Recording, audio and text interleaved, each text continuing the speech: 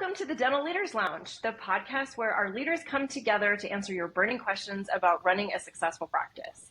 I'm Erin Carmona, and I'm joined by Debbie Thomas and Kim Mack. And we're here to provide you with expert advice, share innovative strategies, and help you navigate the challenges of dental practice management. So grab a cup of coffee, settle in, and join us in the lounge. Let's get started. Today, we are here to talk about one of the burning questions in dentistry, and that is how to find quality staff.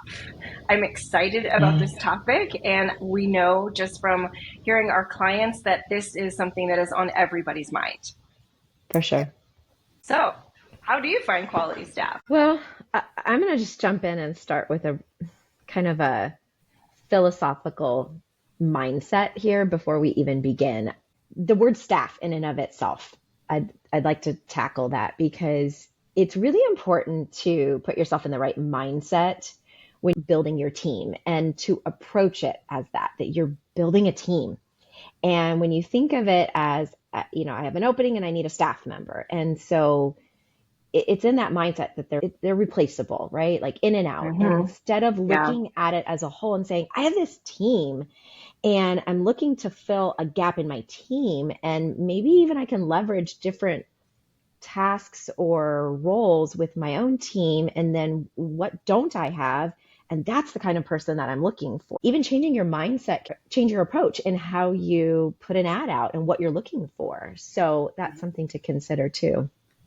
I totally agree with you, Deb. Like, are you just filling a hole, filling a seat, or are you looking for somebody who's really going to complement the rest of your team? A great point that you made about assessing what you currently have, the core strengths of your current team members, and making sure that they are happy where they're at, and perhaps moving them around a little bit to fill some of the voids that are on your team currently. I know the challenge in a small practice can be that, maybe you don't have that team to, move quite as fluidly as a larger team. However, there's still specific tasks that might be able to be adjusted. So it would allow you to consider candidates that maybe you otherwise wouldn't consider and expand your pool, right? Because that's some of the biggest challenges, finding candidates. And it's that philosophy of, right person, wrong seat. So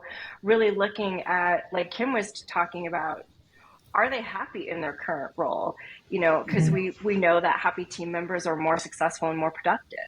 So reassessing and saying, hey, can we move these people around? Are they happy in their role? And like you said, what gaps do we have to fill from there? Not only from a task perspective, but in a culture perspective as well. It's always a question, should I hire somebody without experience? I mean, right now, all the dental offices are fighting for the same pool of candidates, right? And to be able to bring somebody in from the outside and train them to fill the void that your team has, I think that too many dental offices shy away from that for lack of wanting to train or lack of, just in their mind, they think that they don't have the time to train. And when in fact, it's a great option. Bring somebody in from the outside and teach them about your culture. Well, I have a personal story on that. When I was sitting in a manager role, I hired somebody from Starbucks because I went in, got a cup of coffee, and she was amazing. She had such a pleasant personality, and I just sort of built a relationship with her. And I just said, you know what, you're so great. Your customer service skills are amazing. I have a position in a dental office. Would you be interested? And she ended up working for me for 3 or 4 years, and she turned out great. And it's a little unnerving to hire somebody without experience because, like you said, you're wondering, do I have the time to train them?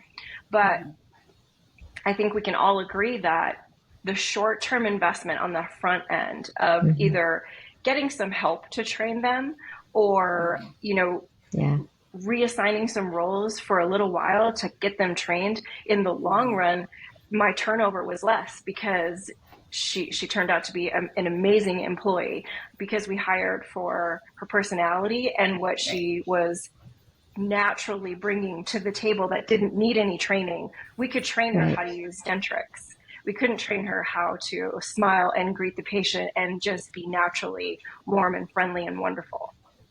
Yeah. Right. That's I was going to say what you said, hire for personality, not for Hmm. skill, because at the end of the day, everything in the dental office is skill set, right? And we can train for that, but you Right. can't train somebody to be happy. Mm-hmm. Yeah. As someone who trains team members frequently on various, tasks and softwares, one of the things I see in a lot of ads is that they'll put the requisite in there that they need XYZ software experience, right? And then if they don't answer yes to that question, they're immediately eliminated from the pool Mm-hmm. of candidates.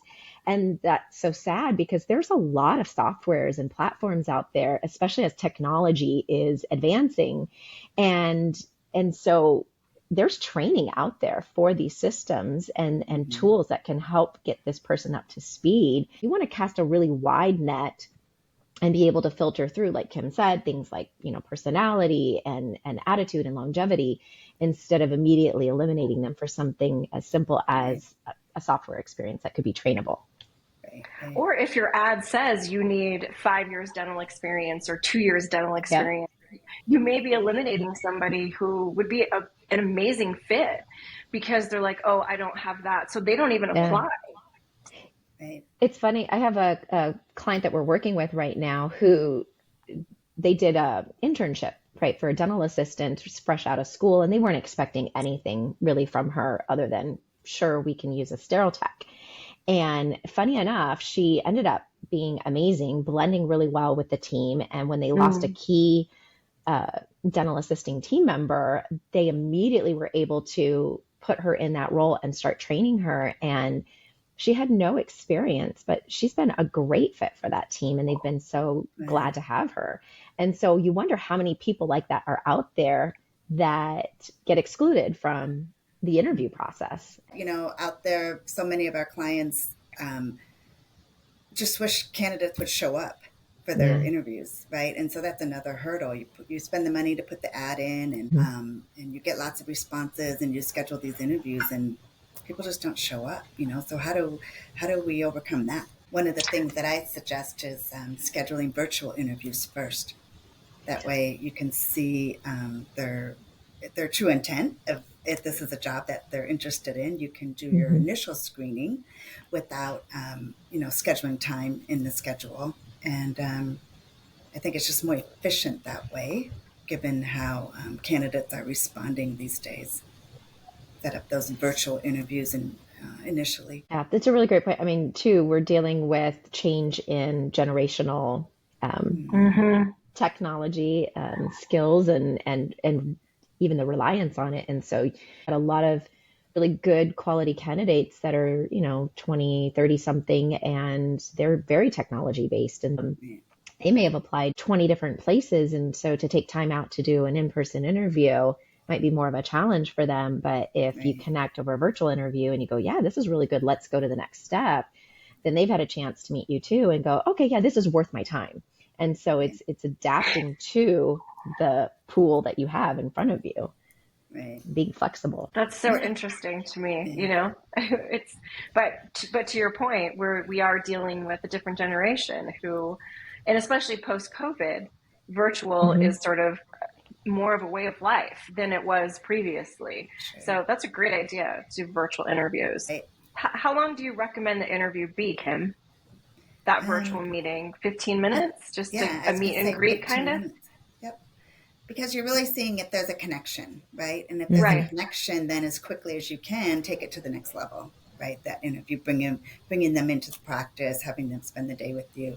Um, I think another thing we can all agree on is you don't have a lot of time because Hmm. the pool is so limited, and you find a Mm-hmm. candidate that you like. If you sit on it for too long, you call them It's back true. and they're like, sorry, I took another position already. And so to be really clear on what you're looking for and to be able Yeah. to move quickly in that process if you do find somebody, but not too quickly, right? Because we also see where people hire just just because they have a pull, because they just want that Right. body Hmm. sitting in that chair instead of what we said, a real team member. So you got to find that Yeah. balance between moving on somebody that you think is going to be a good fit, and just hiring anybody to fill a spot, right? Yeah. In fact, too, even having that conversation with them about references right Mm-hmm. away so that you can get on that. And that's an important part of the process. Even though times are changing and the pool is limited, that critical step of checking references often gets neglected because you're desperate and you're looking to fill an opening and you like them. Mm-hmm. And so you hire them, Yeah. and we're not doing our due diligence Mm-hmm. to find out what their previous employer thought. And so, having going into the interview, knowing I'm going to ask them for references and I'm going to get on this right away so that I can make a Yeah. decision quickly instead of hem hawing around and wondering, will they be a good employee? Will they be a good team member? Gosh, how many here could raise their hand and say, I didn't check references Yeah. because I got a good feel, and it didn't turn out well. Yeah. So, absolutely. Thanks for bringing that up, Uh-huh. Deb. You have to Some of the check references. smoothest talkers, right, are some Yeah. of the most challenging team members. And so their previous employer will tell you. So Yeah. they may wow you at first, but once that new car smell wears off, Yeah. you realize, oh man, I should have checked references. So Yeah. it's And important. I also wouldn't downplay the advantages of bringing the team member in to spend time with your current team, right? Yeah. So, For sure. as maybe a manager who's doing the interviewing, what you're looking for, Hmm. and perhaps you're not picking up on some other vibes that your other team members might pick up on, and in having them be included in that decision. It Hmm. not only gives them a voice, but it also gives them a buy-in for the new hire success. So Yeah. if they said, "Yeah, I'm on board for this," I think everybody's more, like I said, it has a buy-in to helping them succeed once they start. Yeah. That's so critical because it's a whole other topic for another day, but helping onboard a new team member is a very overwhelming task.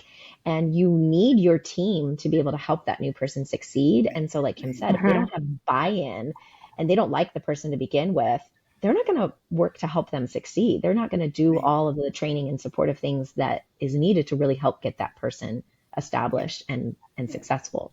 So, And ultimately, at the end of the day, you want them to blend well, right? And so making sure that there isn't some angst between one particular team member and allowing the other team members to say, yeah, we feel like this person is a great fit for us mhm, collectively. I think it depends. For me, previously in that seat, it was really important to me how that first conversation went. mhm, And particularly more so if I was hiring a front office person who was going to answer my phones. I paid close attention to their tone of voice. How well did they articulate? And those are things that you can't train either. And so just hearing their personality come through the voice, or as we like to say, mhm, did you hear them smile? That was huge for me, depending upon the role. That first impression and their tone of voice was so important to me in that first conversation. You want to be ready.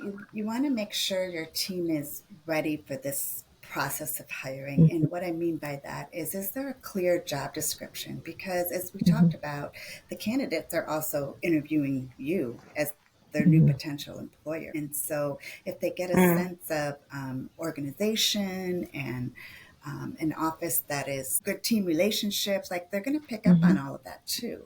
And so mhm. make Yeah. sure that you're ready for this process as an office so that Yeah. when you do find that candidate and you go to check their references and you call them back, they're kind of waiting by the phone for you to call because they want to work in your Mhm, office. And so clean up those job descriptions, be very clear on what you're looking for, and delivering that message to the mhm. candidate that you're interviewing so that they can get that sense of organization in your office. You Right. know, they'll be more Yeah. likely to want to work with you. Yeah, more people are, everyone's like, oh, we got to pay the top dollar. Well, you got to be competitive, right, in Mhm. your pay. But I think new team members are looking for other things than just Yeah. pay.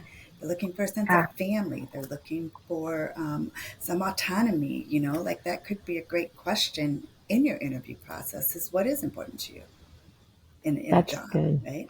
So I want to jump in and tackle the question about, where should I place an ad and, which sites are the best and how do you get the best pool of patients from? And, we found in a lot of client offices that they're used to using one platform and not exploring all of their options. Mm-hmm. And so again, times are changing. There's a lot of different platforms out there that help you find quality candidates, like even Facebook groups, LinkedIn, just again, and then there's a lot of different platforms that really tailor your search and you can, pay to, maybe boost it in a certain way. I know, Kim, that you have some experience with a platform that's worked well for you Oh yeah, recently.